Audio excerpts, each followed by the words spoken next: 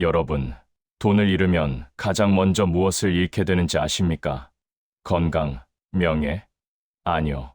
가장 뼈아픈 건 바로 가장으로서의 권위입니다. 평생을 가족을 위해 헌신하며 쌓아올린 그 권위가 통장 잔고가 영원이 되는 순간 물거품처럼 사라지더군요. 그날 밤에 소동이 있고 난 뒤 주말에 긴급 가족회의가 열렸습니다. 아들이 며느리와 함께 집으로 왔고 시집간 딸도 사위와 함께 왔습니다. 예전 같았으면 아버지 오셨어요 하며 활짝 웃으며 들어왔을 자식들입니다.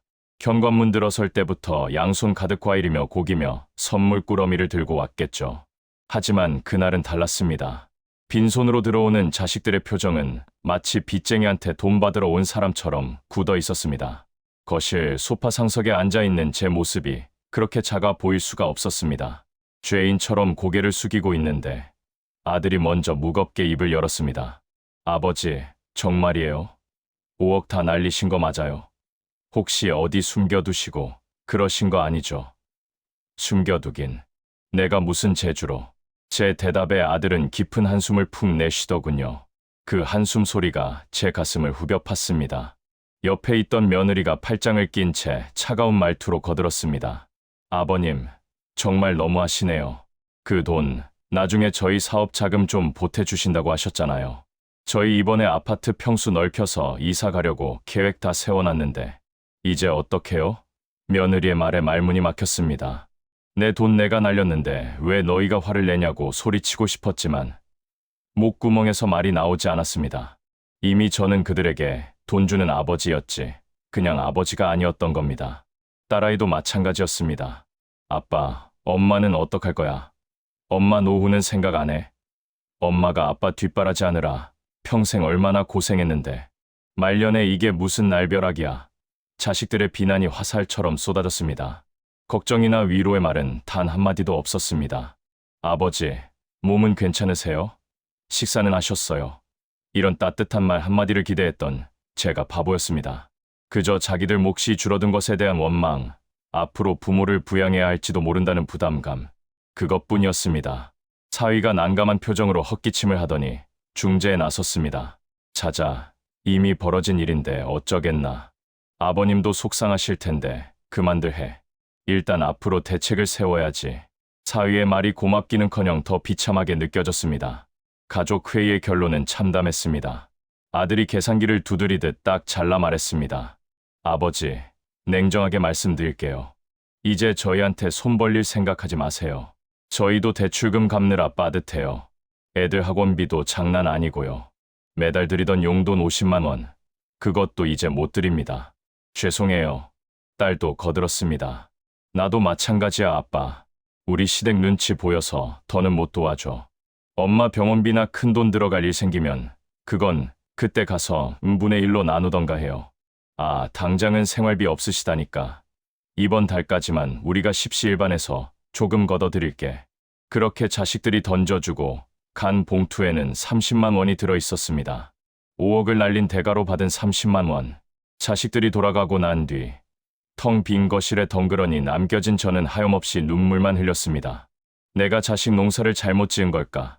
아니면 돈이 없으면 부모 자식 관계도 끝인 게 요즘 세상의 이치인 걸까?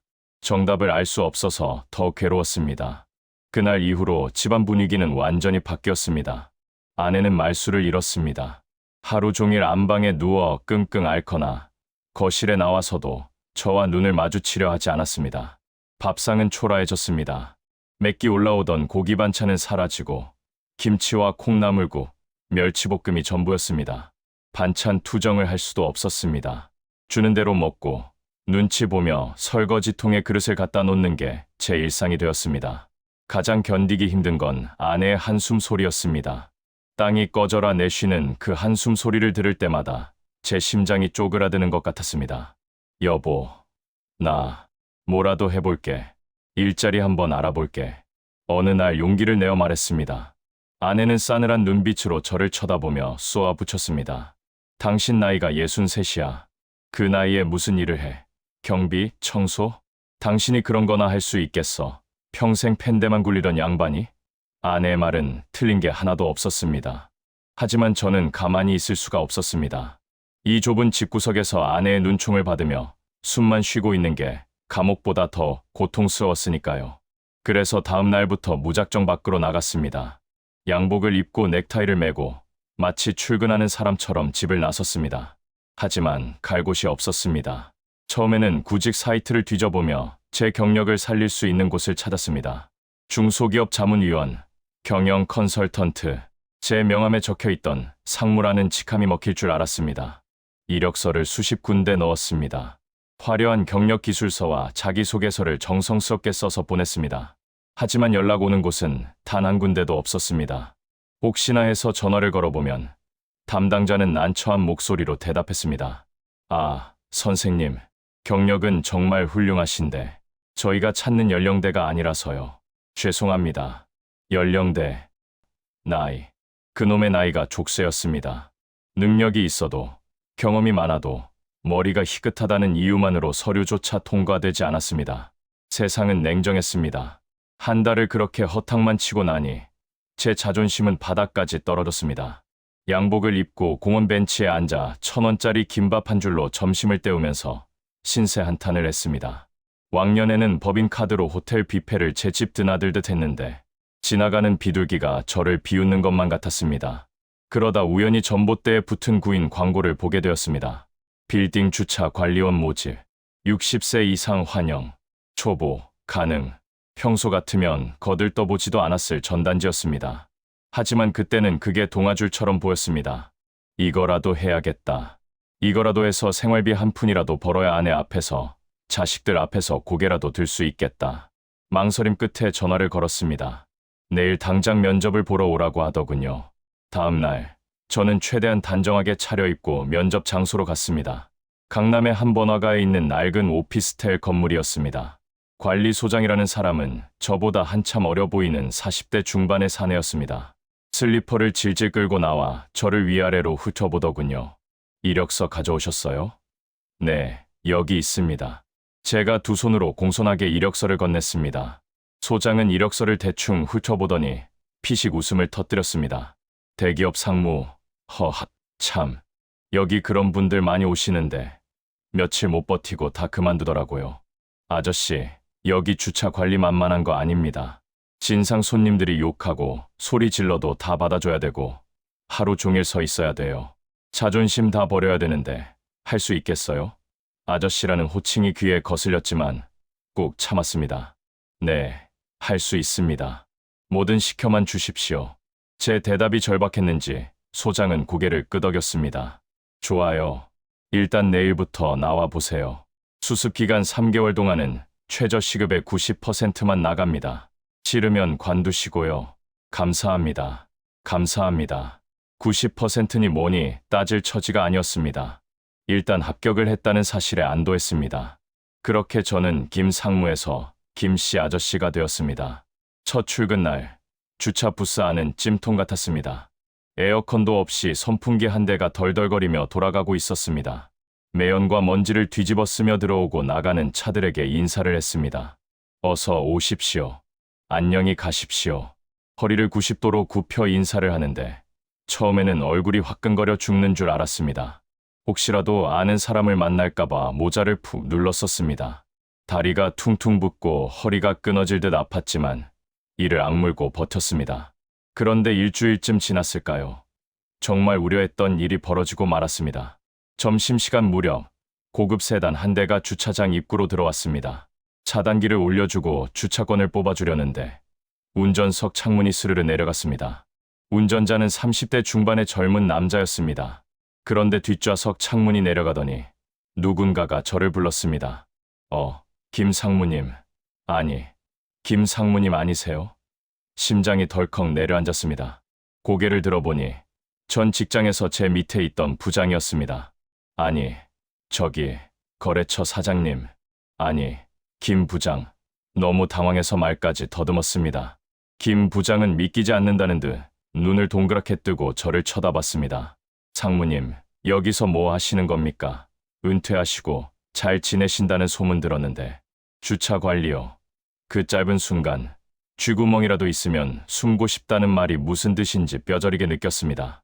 얼굴이 터질 듯이 빨개졌습니다. 아, 예. 뭐, 소일거리 삼아서 운동 삼아 하는 겁니다. 커허. 어색한 웃음을 지으며 얼버무렸지만 김 부장의 눈에는 동정심이 가득했습니다. 아, 예. 고생 많으시네요. 나중에 연락 한번 드릴게요. 김 부장의 차가 주차장으로 사라지는 뒷모습을 보며 저는 주차 부스 안에 주저앉고 말았습니다. 참았던 눈물이 왈칵 쏟아졌습니다. 쪽팔려서, 너무나 쪽팔려서 견딜 수가 없었습니다. 내가 어쩌다 이렇게 됐나. 왕년엔 저 친구 결제 서류에 도장 찍어주던 상사였는데 지금은 주차권이나 뽑아주는 신세가 되었구나. 비참했습니다. 하지만 더 비참한 건 그 순간에도 그만두고 싶다는 생각보다 이번 달 월급 받으면 쌀부터 사야지라는 생각이 먼저 들었다는 겁니다. 가난이 자존심보다 무섭다는 걸 그때 처음 알았습니다. 옛 부하 직원을 만난 그날, 저는 퇴근길에 소주 2병을 사들고 공원 구석에서 깡소주를 들이켰습니다. 속이 타들어가는데 그 쓰린 맛보다 제 인생이 더 쓰게 느껴졌으니까요. 하지만 다음 날 새벽, 저는 또다시 주차장으로 향했습니다. 숙취로 머리가 깨질 것 같았지만 하루 일당 8만 원이 저에게는 생명줄이었으니까요. 주차 관리 일이라는 게 단순히 차만 대주는 게 아니더군요. 세상 온갖 인간 군상을 다 만나는 감정 노동의 최전선이었습니다. 특히 주말에는 인근 예식장 하객 차들이 몰려서 전쟁터가 따로 없었습니다. 한 번은 외제차를 탄 20대 젊은 친구가 주차장 입구를 떡하니 막고 서 있더군요. 만차가 되어서 더 이상 차를 받을 수 없는 상황이었습니다. 저는 달려가서 정중하게 말했습니다. 선생님, 죄송하지만 만차입니다. 다른 주차장을 이용해 주십시오. 그러자 그 청년이 창문을 내리고 껌을 짝짝 씹으며 말했습니다. 아니, 자리가 없으면 만들어서라도 대줘야 할 거 아냐? 내가 누군지 알아? 여기 건물주 아들이 내 친구야. 어이가 없었지만 참았습니다. 선생님, 그래도 규정상 안 됩니다. 뒤에 차들이 밀려 있으니 차 좀 빼주세요. 그러자 그 청년이 차 문을 벌컥 열고 나오더니 제 가슴을 손가락으로 툭툭 치며 소리를 질렀습니다. 이 노인네가 진짜 말이 안 통하네. 야, 너 이름 뭐야? 관리소장 나오라고 해. 너 내가 당장 자르게 해줄까? 순간 욱하는 마음에 주먹이 쥐어졌습니다. 내 아들보다 어린 놈한테 이런 수모를 당해야 하나. 왕년 같았으면 당장 뺨이라도 한 대 올려 붙였을 겁니다. 하지만 그때 제 머릿속에 아내의 얼굴이 스쳐 지나갔습니다. 여기서 잘리면 당장 다음 달 쌀값은, 관리비는. 저는 쥐고 있던 주먹을 스르르 풀었습니다. 그리고 그 젊은 놈 앞에서 허리를 90도로 굽혔습니다. 죄송합니다. 제가 융통성이 없었습니다. 한 번만 봐주십시오. 죄송합니다, 선생님. 제 자신이 벌레보다 못한 존재처럼 느껴졌습니다. 그 청년은 바닥에 침을 퇴뱉더니 욕설을 내뱉고는 차를 돌려나갔습니다. 그 차가 사라지고 난 뒤 저는 화장실 변기 칸에 들어가 입을 틀어막고 울었습니다. 소리 내어 울 수도 없어서 꺽꺽거리며 숨죽여 울었습니다. 거울 속에 비친 제 모습은 늠름했던 대기업 상무가 아니라 그저 돈 몇 푼의 자존심을 파는 초라한 늙은이일 뿐이었습니다. 그렇게 몸과 마음이 만신창이가 되어가던 어느 날이었습니다. 그날은 비가 추적추적 내리는 날이었습니다. 평소보다 일이 일찍 끝나서 아내가 좋아하는 순대국밥이나 한 그릇 사갈까 싶어 동네 시장 골목으로 들어갔습니다. 그런데 저기 건너편 식당 뒷문에서 낯익은 뒷모습이 보였습니다. 허름한 몸빼 바지에 고무장갑을 끼고 식당 짬통 음식물 쓰레기통을 비우고 있는 아주머니. 설마 했습니다. 에이, 아니겠지. 우리 집사람은 저런 거 못해. 평생 손에 물 한 방울 안 묻히고 살았는데. 하지만 그 아주머니가 허리를 펴며 땀을 닦는 순간 저는 제 눈을 의심했습니다. 그건 분명 제 아내였습니다. 심장이 멎는 것 같았습니다. 우산도 놓친 채 멍하니 그 자리에 못 박힌 듯 서 있었습니다. 아내는 무거운 음식물 쓰레기통을 낑낑거리며 옮기더니 다시 식당 안으로 들어갔습니다. 저는 홀린 듯이 식당 유리창 쪽으로 다가갔습니다. 유리창 너머로 보이는 주방 안 풍경은 충격 그 자체였습니다.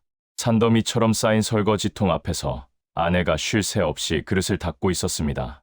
김치 국물이 튄 앞치마를 두르고 땀에 젖은 머리카락이 얼굴에 들러붙은 채 식당 주인이 뭐라고 소리를 지르자 아내는 연신 고개를 숙이며 굽신거렸습니다. 아이고 사장님, 죄송해요. 제가 손이 좀 느려서 빨리 할게요.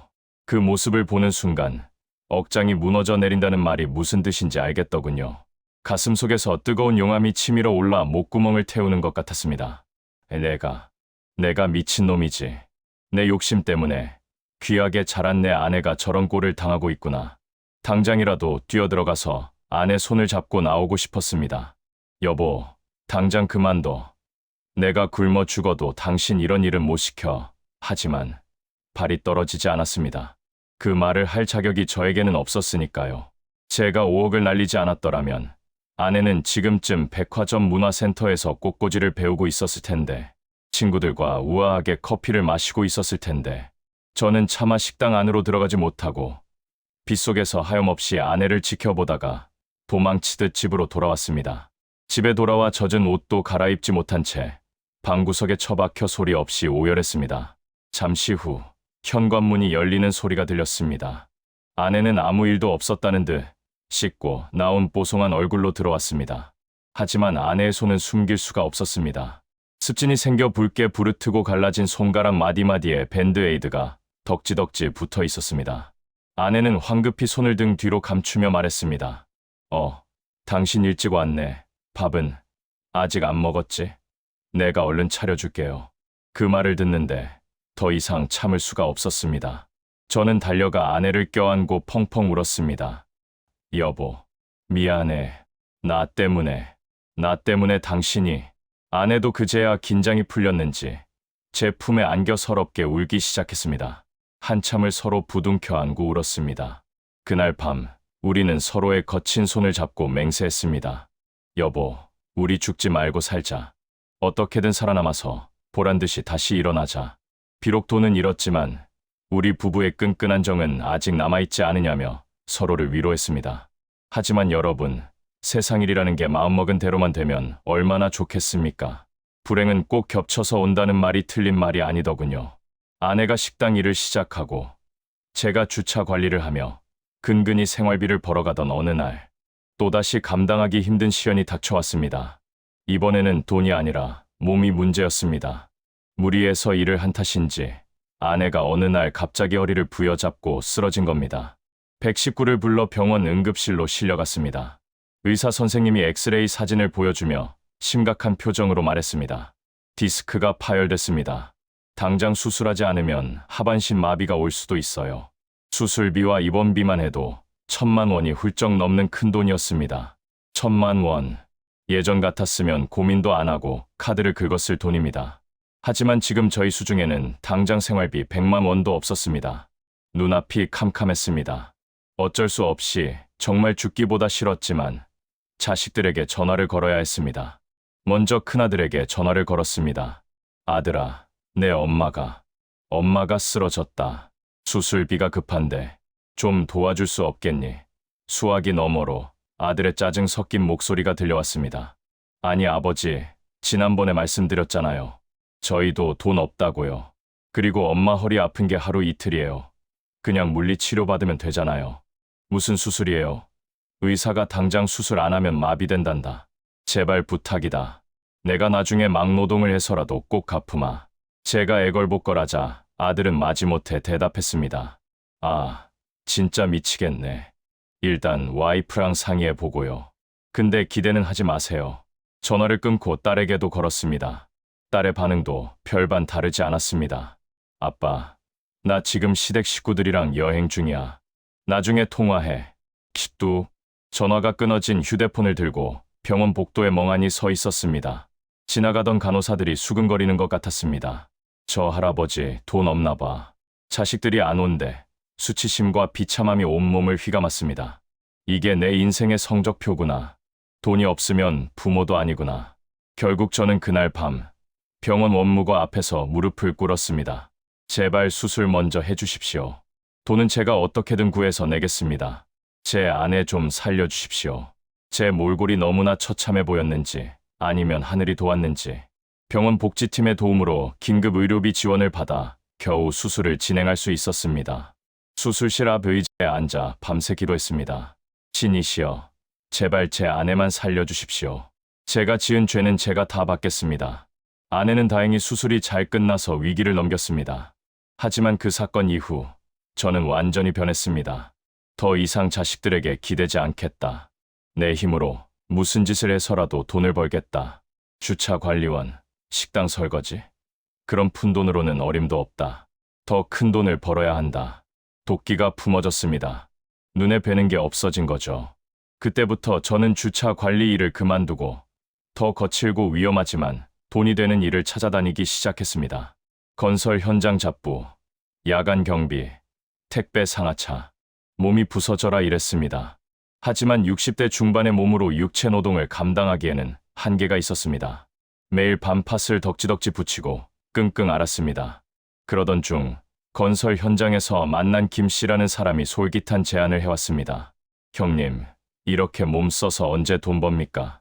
제가 아는 곳이 있는데 거기 가면 앉아서 전화만 받아도 월 300은 거뜬히 줍니다.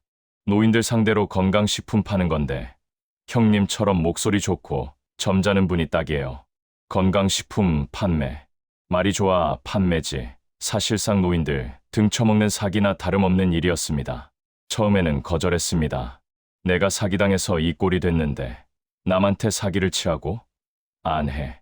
하지만 김 씨가 내민 월급 명세서를 보는 순간 마음이 흔들렸습니다. 350만 원. 그 돈이면 아내 재활치료도 제대로 시켜줄 수 있고 곰팡이 핀 반지하 방에서도 탈출할 수 있을 것 같았습니다. 눈 딱 감고 한 달만 하자. 그렇게 저는 제 영혼을 파는 선택을 하고 말았습니다. 이 선택이 저를 더 깊은 수렁으로 몰고 갈 줄은 그때는 정말 몰랐습니다.